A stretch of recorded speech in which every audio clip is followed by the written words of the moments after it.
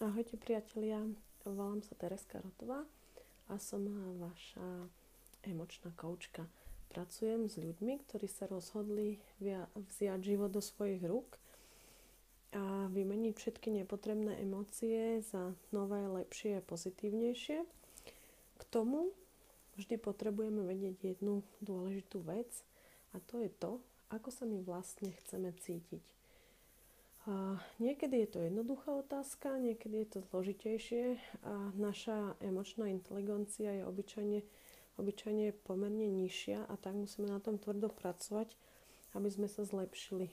Ja k tomu, aby som si svoje pozitívne emócie vylepšovala, používam takú maličkú pomôcku a tá sa volá Happy Journal alebo zápisníček radosti.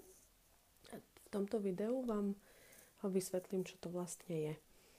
Zápisníček radosti môže byť akýkoľvek pekný, milý zápisník, toto je môj, alebo môžete svoje radosti zapisovať samozrejme aj do svojho diára, ktorý máte od Lenky. Takže diár od Lenky vám takisto veľmi dobre poslúži zápisky. A čo si do toho zápisníka radosti píšeme?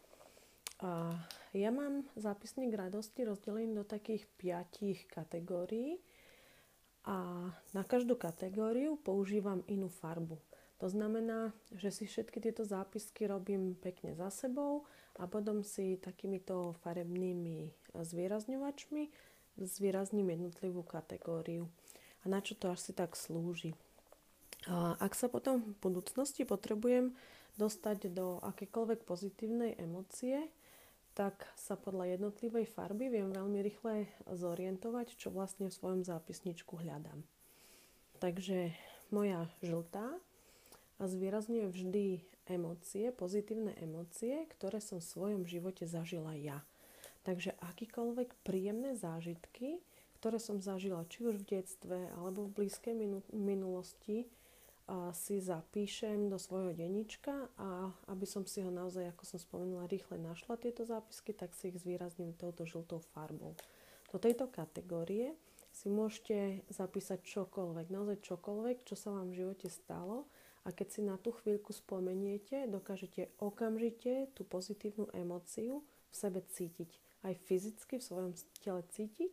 Niekto pritom vidí aj obrazy, ktoré v tej chvíľke zažíval, takže sú to vlastne vizuálne spomienky.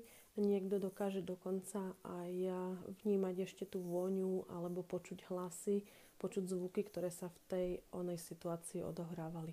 Takisto si do tejto časti môžete zapisovať všetky emócie negatívne, pozor, negatívne, ktoré ste si už pomocou metódy, ktorú ja veľmi často využívam, metódy Faster EFT, preklopili na pozitívne. Takže sú to spomienky, ktoré už máte preklopené na pozitívne.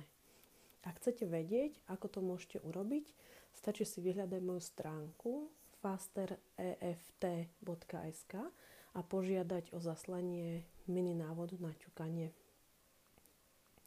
A ďalšie kategórie, ktoré ešte ja používam, sú modrá, sú moje pozitívne afirmácie, takže čokoľvek, čo mi brnkne do nosa a je naozaj v súlade so mnou a chcem si to zapamätať, si to zapíšem do môjho denníčka a opäť, aby som vedela, kde to môžem rýchle nájsť, vyznačím si to modrou a keď mám chvíľku voľna a chcem si prejsť cez moje zápisky, tak si hľadám práve tie modré, keď si v svojom podvedomí opakujem tieto pozitívne afirmácie. Ďalšia farbička, pomarančová, tam neslúži na vyznačenie všetkých vďačností, ktoré som si do svojho zápisnička zapísala. To znamená, každý večer, predtým než si ľahnem do postele, si prehodnotím celý svoj deň a zapíšem, čo pozitívne sa mi udialo a za čo som ja v ten deň vďačná. Môže to byť úplná maličkosť, môže to byť veľké veci. Je naozaj na vás, ako si to zvolíte. Takisto nájdete na mojom blogu veľmi dobrý článok o tom, čo sa s nami fyzicky v tele pri tomto cvičení deje. Takže kľudne si môžete vyhľadať alebo poprosiť v komentároch o link a ja vám ho rada zašlem. A ďalšia farbička zelená, s tou si ja vyznačujem všetky moje ciele a sny. Takže niečo, čo sa naozaj mňa reálne týka, čo si ja prajem, aby sa mne v živote stalo a postupne mi do života, do mojej hlavy, do mojich predstav prichádza, zapíšem si to do zápisnička a vyznačím zelenou. Tak si veľmi rýchle nájdem, na čo sa chcem sústrediť a na čom pracujem. Z týchto zápiskov si potom samozrejme tvorím aj vision board, ale to je už úplne iná téma. A posledná, fialová, tou si ja vyznačujem také maličké perličky, ktoré kdekoľvek prečítam, vidím, vyčítam z vašich komentárov, alebo mi ich častokrát pošepká do uška aj Lenka. Sú to také rôzne naozaj milé vetičky, ktoré mi navodzujú veľmi príjemné pocity, keď si ich čítam, tak na toto ja používam fialovú. Toto by bolo o mojom zápisničku radosti na teraz všetko. V svojom zápisničku mám ja 2 strany. Ukážem, na tejto strane si zapisujem radosti a na tej opačnej strane, ktorá je hore nohami, tak na tej si zase zapisujem veci, s ktorými sa chcem zmieriť. Ale o tom vám už zase poviem na budúce.